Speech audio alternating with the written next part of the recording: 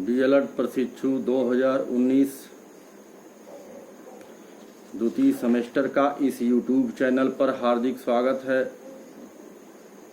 प्रशिक्षुओं, जैसा कि हम पिछले दिनों में सल्तनत काल के विघटन के बारे में विस्तृत चर्चा किए थे,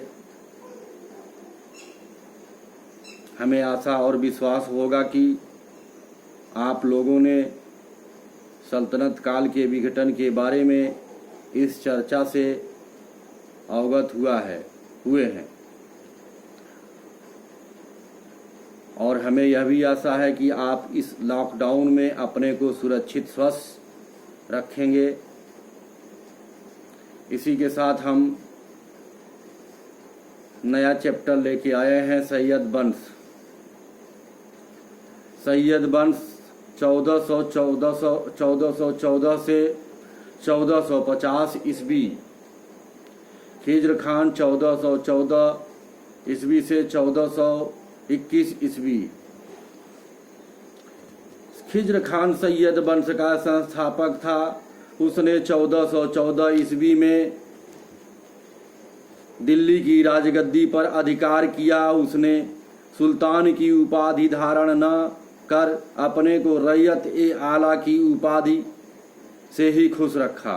तैमूर लंग जिस समय भारत में वापस जा रहा था, उसने खिज्र खान को मुल्तान, लाहौर एवं दीपालपुर का शासक नियुक्त किया। खिज्र खान अपने को तैमूर के लड़के शाहरुख का प्रतिनिधि बताता था और साथ ही उसे नियमित कर भेजा करता था। खिज्र खान के शासन काल में पंजाब, मुल्तान एवं सिंध पुनः दिल्ली सिंहासन के अधीन हो गए। उसने अपने समय में कटेहर, इटावा, खोर, चलेसर, ग्वालियर, बयाना, मेवात, बदायूं के विद्रोह को कुचलकर उन्हें जीतने का प्रयास किया।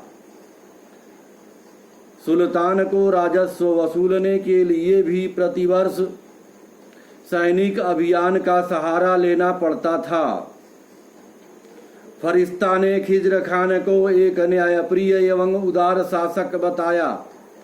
20 मई 1421 ईस्वी को खिज्र खान की मृत्यु हो गई। मुबारक शाह 1421 से 1434 ईस्वी तक खिज्र खान ने अपने पुत्र मुबारक शाह को अपना उत्तराधिकारी नियुक्त किया। उसने शाह की उपाधि ग्रहण कर अपने नाम के सिक्के जारी किए। अपने पिता की भांति उसे भी विद्रोहों का दमन और राजस्व वसूली के लिए नियमित सैनिक यात्रा करनी पड़ी।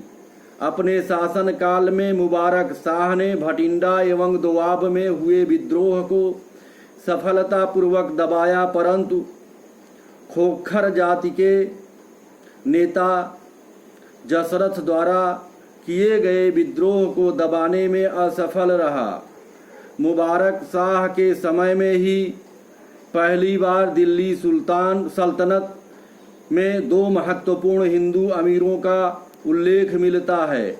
मुबारक शाह के वजीर सरवर उल मुल्क ने षड्यंत्र द्वारा 19 फरवरी 1434 को उस समय उसकी हत्या कर दी, जिस समय वह अपने द्वारा निर्मित नए नगर मुबारकबाद का निरीक्षण कर रहा था। उसने विद्वान याहिया बिन अहमद सरहिंदी को अपना राजाश्रय प्रदान किया। उसके ग्रंथ तारीख ए मुबारक शाही में मुबारक शाह के शासनकाल के विषय में जानकारी मिलती है। मुहम्मद शाह 1434 ईस्वी से 1445 ईस्वी तक। मुबारक शाह के बाद दिल्ली की गद्दी पर मुबारक का भतीजा मोहम्मद बिन फरीद खान मुहम्मद शाह के नाम से बैठा। उसके शासनकाल के 6 महीने उसके वजीर सरवर उल मुल्क के आधिपत्य में बीते, परंतु 6 महीने उपरांत सुल्तान ने अपने नायब सेनापति कमाल उल मुल्क के सहयोग से वजीर का वध करवा दिया। वजीर के प्रभाव से मुक्त होने के तुरंत बाद मालवा के शासक महमूद द्वारा दिल्ली पर आक्रमण कर दिया गया। मोहम्मद शाह मुल्तान के सूबेदार बहलोल की सहायता द्वारा महमूद को वापस करने में सफल रहा। मोहम्मद शाह ने खुश होकर बहलोल को खान ए खाना की उपाधि दी और साथ ही उसे अपना पुत्र कहकर पुकारा। अपने अंतिम समय में हुए विद्रोह को दबाने में मोहम्मद शाह असमर्थ रहा, अतः अधिकांश राज्यों ने अपने को स्वतंत्र घोषित कर लिया। 1445 ईस्वी में मोहम्मद शाह की मृत्यु हो गई। उसकी मृत्यु के साथ ही सैयद वंश पतन की ओर अग्रसर हो गया। अलाउद्दीन आलम शाह मोहम्मद शाह की मृत्यु के बाद उसका पुत्र अलाउद्दीन आलम शाह की उपाधि धारण कर सिंहासन पर बैठा। वह आराम पसंद एवं विलासी प्रकृति का था। अलाउद्दीन आलम शाह को अपने वजीर हमीद खां से अनबन होने के कारण दिल्ली छोड़कर बदायूं वर्तमान में नागौर को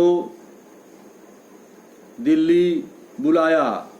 बहलोल ने दिल्ली आने के कुछ दिन पश्चात हमीद खान की हत्या करवाकर 1450 ईस्वी में दिल्ली प्रशासन को अपने कब्जे में कर लिया। दूसरी तरफ सुल्तान अलाउद्दीन आलम शाह ने अपने को बदायूं में ही सुरक्षित महसूस किया और वहीं पर 1476 ईस्वी में उसकी मृत्यु हो गई। इस प्रकार सैयद वंश 1414 ईस्वी से 1450 ईस्वी तक चला, जिसमें खिज्र खान, मुबारक शाह, मोहम्मद शाह, अलाउद्दीन आलम शाह आदि सुल्तान रहे। इस प्रकार लगभग 37 वर्ष के बाद सैयद वंश समाप्त हो गया। धन्यवाद प्रशिक्षुओं, आज यहीं तक। अगली कक्षा में हम दूसरा चैप्टर लेके आएंगे। धन्यवाद।